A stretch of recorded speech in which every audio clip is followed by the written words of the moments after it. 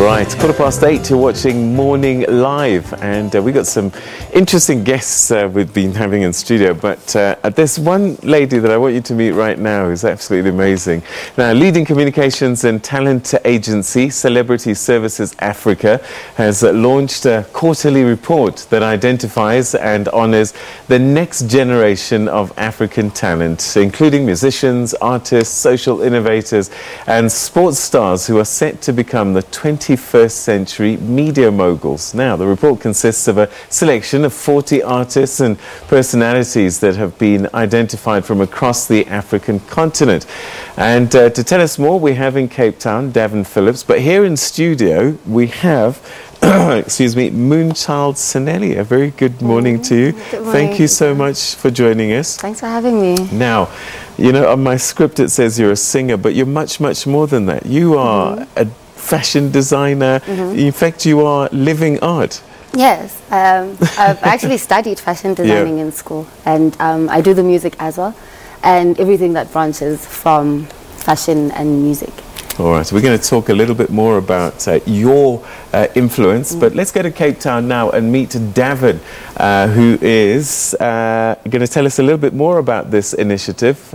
Davin, thank you very much for joining us. Talk to us about compiling this Generation of Influencers report, and also the selection of the people that you have identified, like Moonchild Sanelly. Well, yeah, first of all, good morning. Thanks for having us in studio. The initiative's really come about with, obviously there's a catchphrase with influencer marketing. On our quest in trying to establish and build an entertainment and media marketplace for the continent, it's identifying those talented individuals that have that scalability. And it's based on just in terms of, yes, their ability for amplification, in terms of their fan retention, but then also on their peers in the industry, who they're working with, what are they up to, and just how they're continuously innovating themselves and obviously pushing themselves to growing themselves. And the idea really, therein is with the report is to enable more brands and media as well to identify who that next generation of talent that's coming through as we kind of underway or going through a whole awakening on the continent where we're celebrating our distinct African-ness.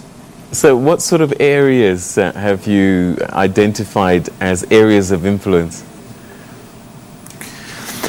So the report, it's sports, it's arts, it's media, and basically it's individuals that are opinion leaders, craftsmen, and we've really gone through the continent in terms of from Nigeria to Ghana, Uganda, Kenya, South Africa, Angola.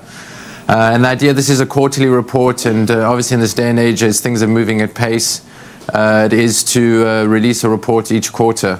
Where once again we're able to identify those talented individuals on the continent and kind of break down the limitation if there's any infrastructure or where they can shine their light. 54, 55 countries across the continent. It must be hard to find these people.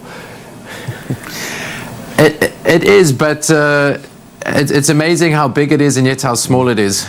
And as I say, I mean, the how we identify them is not a subjective exercise, it's quite objective. It's obviously in terms of CSA and ourselves being involved in the entertainment industry and media, it's individuals that we're seeing coming through that are working with current influencers or just in terms of projects that they're working on. If we use Moonchild, for example, I mean, she just come back from Barcelona. She was in New York last year and she left a mark with the New York Times and really just pioneering and celebrating herself. And that, as I said, once again, just bringing in full 360. The report is to identify that and then also enable brands and media to also have that opportunity to shine the light and engage with herself. Well, let's talk about that light, a moonlight in fact. So, Moonchild Sanelly, you are living art. You're a fashion designer, you're a singer, and traveling the world and leaving your footprints everywhere. So what does it feel like to be recognized as this next generation influencer? I guess you just do your thing and not realize that this is what you're doing. And that's the crazy thing about it, right? Because for a lot, like I always say, if you're not being yourself, you'll be tired of pushing something that's not you, because when you're yourself, it's like breathing, and you can never really be tired until people start recognizing it and things like that. So it's been a really crazy journey, and it's such an honor to actually be recognized at home, because you're always traveling and you're doing these things and people are gravitating towards your things, and at home it's always like, what is this? And so whenever you get recognition from home and where they recognize their own originality, it's always like Red Bull for the confidence, you know. How did you find that thing that is you and trust that this is what you're going to present to the world? Because it takes a lot of people like years to figure it out. You know, I've got grey hair and I'm only starting to find my zen now. You know, I don't know what it is, right? But like, I grew up as a rebellious person. So like my mom, if my mom saw me walking, like I would not get scolded for coming, I would get scolded for coming back when the lights are on. But I'd get more for scolding if my mom saw me walking behind a group of people, because she said, you never follow, you're either in the same line heading for leadership or they follow you. So I grew up with that mentality. Didn't understand it as a kid, but like it's just the personality that I've become.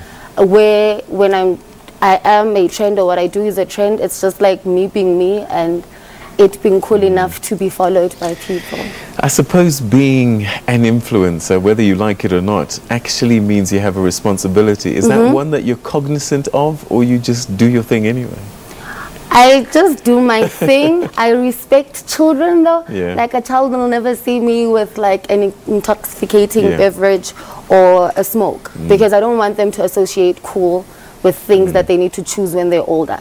So that I'm conscious of, but the rest I just live, and it's literally kids, creche and primary school. Outside of that, I'm just me. Okay, Davin, perhaps one last question for you from Cape Town. And I guess this is a unique opportunity for especially international brands that sort of travel across the continent and the world, that they are able to find these young people, these young influencers, particularly in a world of social media.